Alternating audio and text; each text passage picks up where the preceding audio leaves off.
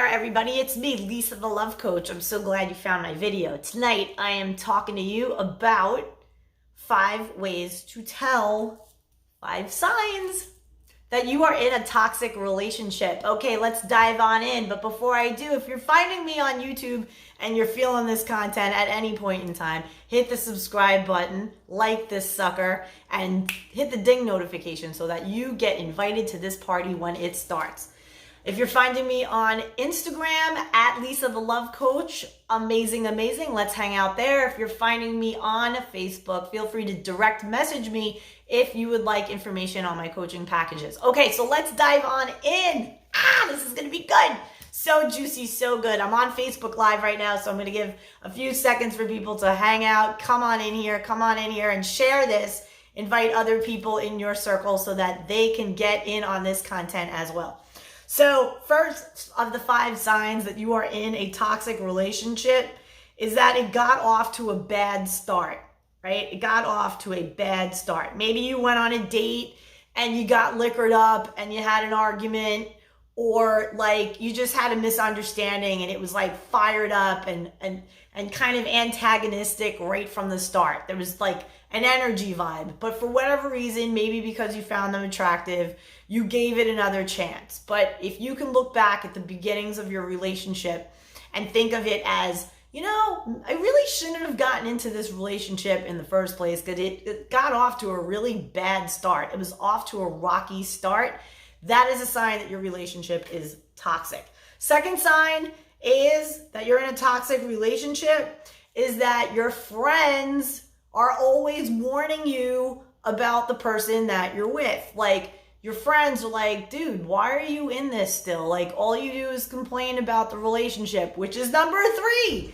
Constant complaining about the relationship. It consumes you. It's all you talk about. And it's all about complaining, constant complaining. The 4th thing that makes you tell that you are in a toxic relationship is that you have anxiety. You have anxiety about getting into arguments. You might be walking on eggshells. Ooh, if I say this, it's going to upset them. Ooh, if I do this, it's going to make them get mad at me. Oh, I don't want to do this. Oh, I don't want to do that. You're like in a constant state of eggshell walking and anxiety. And 5th way to tell, and there are many more ways, and I'm going to dive into these deeper, that you can tell that you're in a toxic relationship is you do the breakup, makeup, breakup, makeup, breakup to makeup, but except it's not romantic. It's not like you ever solve any core problems. You don't advance the ball. You just break up, couple of months, get back in it. It's good for a few minutes or whatever. Like, it's good for a little bit and you feel like it's amazing. And then one fight and it's over. One fight and you're back to the same game again of this breakup, makeup, breakup, makeup. It's very toxic, and I'm going to dive into each one of these and go deeper so that you guys, if you've ever experienced any of this, you can make some decisions for yourself and you don't have to waste all this time in these relationships hanging on to the good times when the awful is just around the corner. You deserve consistency. You deserve peace. Right? And if your relationship isn't peaceful, then like, what's the point of being in it, right? It should add to your life. It shouldn't bring drama to your life.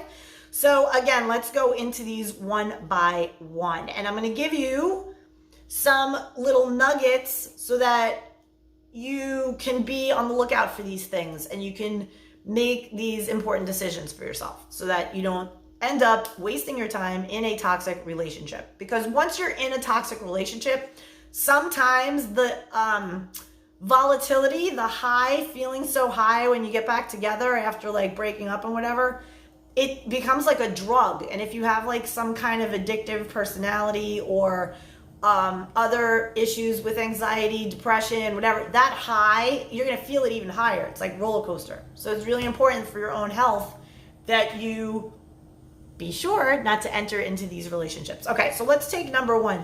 Number 1 is getting off to a bad start. getting off to a bad start. And it doesn't matter what it could be. It could be anything. You know better. Like you were in a relationship and you're like, within the first 2 days of knowing each other, we got into this big fight. And I saw some things early on. It was a bad start. It was a rocky start. Maybe they weren't fully over somebody else, or maybe they had some things to deal with an aspect of their personal life. Who knows? It doesn't matter. Either way, it got off to a rocky start. Now, how do you protect yourself? Like, how do you, when dating, what do you do? Like, how do you prevent getting off to a bad start with somebody? Well, for one thing, you set a limit to your booze. So every single person that I have coached, whenever there's drama and trauma and whatever, one of the most common causes of that is because excessive drinking on dates. Stop getting liquored up on dates. If you put in your mind, I'm going on a date, I'm having 2 cocktails, that is it, no more than that. And if your limit is 1 and like you're one of those people that you can't drink, whatever, you know yourself. But don't do this thing where you're going on dates to get liquored up with people. That's not the purpose of dating. The purpose of dating is to get to know if this person is for you. So oftentimes getting off to a bad start in dating, in relationships, often revolves around excessive alcohol. People say stupid shit when they are wasted drunk. They make bad decisions. They're leading with emotion. They're, they get triggered easy, and then they'll say something offensive and it ends up being a fight. You don't know this person well enough yet. First date, there is something to be said about first date behavior. First month behavior, it should be a thing. Getting off to a bad start is very, very difficult to bounce back from, because when you're dating and you get off to a bad start, it's always just kind of hanging there. You're always waiting for that other shoe to drop. So even if you get off to a bad start and then you talk it through and you're like, okay, let's try again. And then you go out again and then things are wonderful. And then weeks later, it falls off the rails again. It's because you're always now conditioned to believe that we're good for a little while and then we fall off the rails. So bad start means cut it off. It's not for you. It's not for you, especially if there's abusive language, if there's disrespect right out of the gate. You're seeing what this person is about, right? People show you who they are. So believe them and make some decisions. Okay, so hope that helped you. Number 2 is the friends and family, right? So friends often are able to see things that are in your blind spot. They also are able to pick up on energy. So you guys, right, toxic couple, you're into your toxicity. You're used to it. It's familiar and comfortable to you. It's actually, you kind of thrive on it. But the people around you, your friends, they are feeling a different vibe. They're looking at this like, guarantee they get in a fight tonight. Guarantee they're going to be in a scene.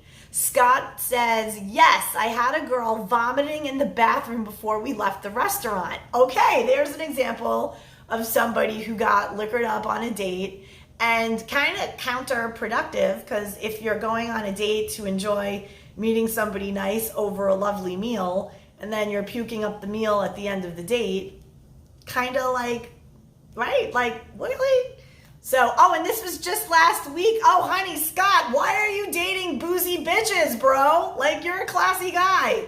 What's up with that? Why are you, like, going there? So here's a tip for you, Scott. I hope this helps you. So start out, it's like, I'm out. So start off dating with a plan, right? So maybe it's a daytime thing. Maybe it's coffee shop dates, like to avoid that whole boozy thing, so that you can communicate to these women exactly what it is you're looking for. So get clear on what you want, and then have a less intense date, or Also consider having a phone date, like a nice like phone exchange. I love recommending the phone date for men and women because it gives you an opportunity to see them, to see if their pictures are recent and real. And it gives you a chance to talk about what it is you're looking for in a partner, if that's what you're about. If you're looking to date just for the fun of it, that's different. You're probably going to get a bunch of shit show people. But if you're dating with purpose and you're dating to find somebody as a partner for you, then you definitely want to be strategic about it. This weekend is a date with a classy lady who doesn't drink. Okay, good. See, you're tweaking, you're fine tuning. So hopefully this will work out. That'll be great. Okay, so I want to get back into the thing about what I was saying about friends and family who notice a different vibe. They might notice the way that they speak to you. If you're around people and you're used to the toxic nature of how you talk to each other, but let's say your sister or your mother or somebody overhears it, or a friend or whatever, they might say like, like, I don't like the way he talks to her. Like, why is she so naggy? You know what I mean? It'll hit different for them. So I know you want to probably blow off your family and be like, you don't know anything. You don't know what they're like. But really consider listening to the people who are around you, because they're going to be very insightful and they're going to see the dynamic that you both have, and they're going to be able to give you some insights about it and things that you're not really paying attention to because you're in it. Okay. The third thing is complaining. What are you doing in a relationship that you're complaining about all the time? That's toxic. If you are in a relationship where you're constantly complaining, and I'm talking not just to other people, but in your own head, like thinking of all that's wrong and ruminating on, why can't it just be this way? Why can't this person just see it this way? Why can't that complaining and trying to change them is a sign that you are in a toxic relationship. Cut bait, honey, cut bait. Life is too short for bullshit. You can't be wasting your time in relationships with people who on paper look like, oh my God, amazing person. But if your dynamic together is not healthy, gotta get out of there. Gotta get out of there. And the complaining is 100% a sign that you are in a toxic relationship. And so how do you catch yourself with that? Well, is that a pattern for you? Do you get involved with people who seem really good on paper, and then you find yourself criticizing them, and not to their face, but like reevaluating and being like, yeah, I don't like the way they do this, and I'm not into them for this, and why can't this just be this? So a person who is for you will put you into a positive state. You won't be walking around complaining and miserable. You'll be like, it's raining, who cares? Because this person is such a light in your life that, you feel better. You feel like you can handle anything. It's all good. But when you're like complaining about anything all the time, and there's that negativity, and you're directing it towards each other, toxic, awful. And then the fourth thing I said was anxiety. Oh my gosh, this is totally a reason to be out of there. Hardcore, skid marks, out. Because anxiety disturbs your health. It wrecks your sleep. It messes with your ability to focus. It is a really serious thing. So if you're in a relationship where you're constantly anxious, walking on eggshells, afraid to own your truth, to speak your truth, if you're anxious that you are going to get their wrath, so you acquiesce to whatever it is that they want, or you stay quiet on things that matter to you because you don't want to start a fight, you don't want to start anything, and you start really saying in your head, you catch yourself saying, I'm not going to say anything because I don't want to start something. It's going to be a big blowout, a big drama. I don't want to start. That is you compromising your truth. That's self-abandonment.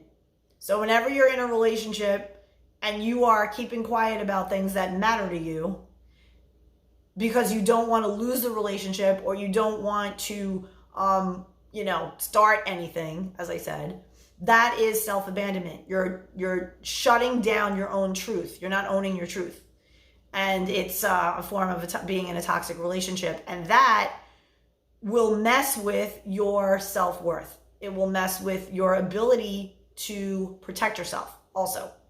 So you want to handle that. And the second you're like tiptoeing around and you're feeling anxious about any kind of honest interaction with somebody and you're second guessing yourself, that is a sign that you are in a toxic relationship and you need to consider leaving the relationship. And then finally, the makeup, breakup, makeup, breakup, makeup, breakup, makeup, breakup, makeup, breakup vibe over and over. Volatility, up, down, 1 minute yes, next minute no. And like intense, right? Like it's like a drug where you're like, oh my God, we had this big blowout fight and it becomes a norm. It becomes a pattern. That's what we do though. We break up for like 2 weeks and then we get back together and then we're together for 2 months and then we have a blowout fight again and we break up for 3 weeks. And here's what happens. Ambiguity. It's trouble. It's toxic, right? The ambiguity of, well, we're on a break. So does that mean I can go on a date with somebody else? Does that mean, it's like the Ross and Rachel thing. We were on a break, right? So what does that mean? And it's toxic. All of that is toxic. Whenever there isn't clarity about are we together, are we not, what are we labeling, all of that, you need to be on the same page. Scott says self-abandonment is terrible. If she can't handle the true conversation, she's probably a narcissist. So could be, yeah, for sure, could be that. That's definitely a thing. A lot of people also consider they like confrontation because that's what they're used to because of what they were modeled as a kid. So if a kid who's now an adult grew up in a family where there was arguing all the time and people spoke to each other harshly, odds are they will be confrontational, and the second they don't either get their way or they get insecure, because insecurity could be a big trigger because people who are insecure are on guard. And it's because they have traumas that they haven't dealt with and healed. So whenever they're triggered, instead of saying, whoa, like this is really triggering me, I have to explore this, I have to go deeper here in myself and handle it, they don't know how to self-soothe. They don't know what to do. They don't have the tools. So if you're watching this and you're interested and this is like hitting it for you and you're like, whoa, I don't have the tools to self-soothe, like I'm insecure, right? Like if you're looking at this and you're thinking that you're insecure and that you go on dates and somebody, let's say you're out on a date and the person looks at the server or the hostess or the bartender and you see their eyes wander and it like triggers insecurity in you on a level that you're ready to have a confrontation with this person, storm out, all that. Consider evaluating what the trigger is about, because a trigger is a gift. And we live in a society right now where like everybody's tiptoeing around each other, trying to not make people triggered. Meanwhile, what that's doing is creating an environment of narcissists, because narcissists are nothing but big babies who can't handle their own shit and they can't handle their triggers. They don't look at themselves. They don't look inward. Everything is an outward projection. Everything is, I did this because you made me feel this way. Nobody can make you feel any way. Grow up. So when you are triggered by something, it is because of something that you experienced that was traumatic, a story that was created in your head, and it's triggering a belief about you. So in the example of going on a date and somebody's looking at the bartender or looking at the hostess and you're feeling an insecurity, it is because there is something in you that you had not yet handled that is making you feel less than or inadequate or not enough. And that person is going to like them better. And so this is what's playing out in your head, and this is what's making you slip into fear of abandonment. This is what this all is. It's like you can imagine a funnel, like everything pouring into one root cause of whatever that you're going through it's always a fear, some kind of fear. And then it's rooted in fear, right? Could be not enoughness, lack, very like self-worth stuff. So it's all connected to the same place, and self-love is, the cure for all of it. So when you're self-abandoning, you're not self-loving.